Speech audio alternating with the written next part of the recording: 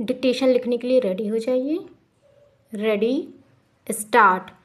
5वीं कक्षा के विद्यार्थी को उसके कर्मफल के लिए उत्तरदायी ठहरा देने की आतुरता ही बच्चों को सफल और विफल में श्रेणीबद्ध करती है, जबकि शैक्षणिक प्रदर्शन के लिए उत्तरदायी ठहरा कर अनुत्तीर्ण करना वास्तव में शिक्षार्थी की विफलता न होकर शिक्षण पद्धति, पाठ्यक्रम तथा समग्र शैक्षिक प्रणाली की संभावित समस्याओं को उजागर करने की तरफ संकेत है।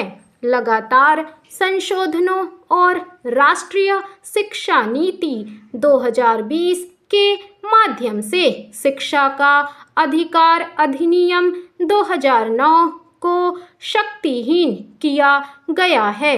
पहले स्थानीय सरकारों को कक्षा स्तरीय शिक्षा सुनिश्चित करने का अधिकार दिया, जिससे 19 राज्य सरकारों ने किसी छात्र को अनुत्तीर्ण न करने की नीति को नकार दिया।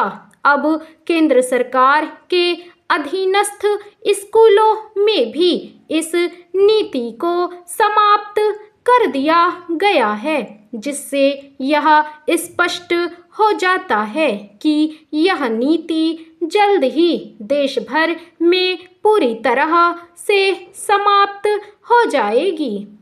लगभग 6 दशक पहले अमेरिकी लेखक और शिक्षक जॉन होल्ट की कृति बच्चे असफल कैसे होते हैं के प्रकाशन ने शिक्षा पर एक नए विमर्श को जन्म दिया था, जिसमें माना गया कि कोई भी विद्यार्थी स्वभावतः सीखने से विमुख नहीं होता।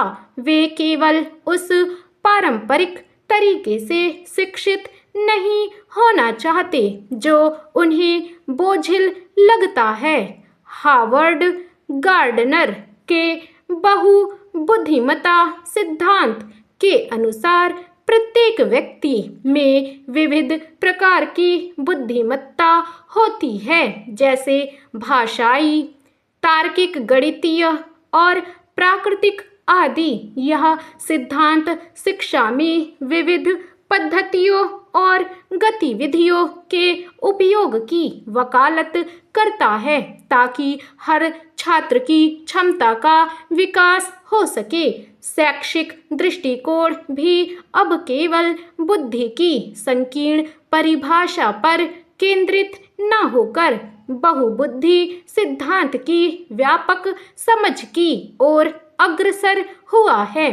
कोई भी बच्चा स्वाभाविक रूप से कमजोर, मंदबुद्धि या नाकाम नहीं होता, बल्कि इसके पीछे सीखने के लिए उचित वातावरण का अभाव होता है, जो उसे अपनी पूर्ण क्षमता तक पहुंचने से रोकता है। इसलिए यह शिक्षा प्रणाली की विफलता है, न कि उस बच्चे की।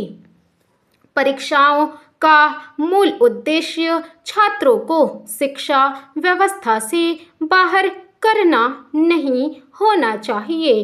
प्रायः जब हम परीक्षाओं का नियोजन करते हैं तो योग्यता की एक पूर्व निर्धारित अवधारणा को केंद्र में रखते हैं। यह स्थापित दृष्टिकोण छात्रों का पूर्व निर्धारित मानदंडों के आधार पर मूल्यांकन करने और विभिन्न श्रेणियों में वर्गीकृत करने का प्रयास करता है।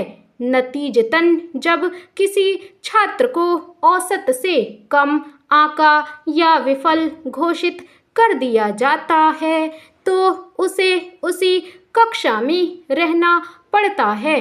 इस स्थिति में शिक्षकों, माता पिता और सहपाठियों का दृष्टिकोण भी बदल जाता है। वे उसे नाकाबिल या विफल होने को अभिशप्त के रूप में देखने लगते हैं। अनेक अध्ययनों से स्पष्ट हुआ है कि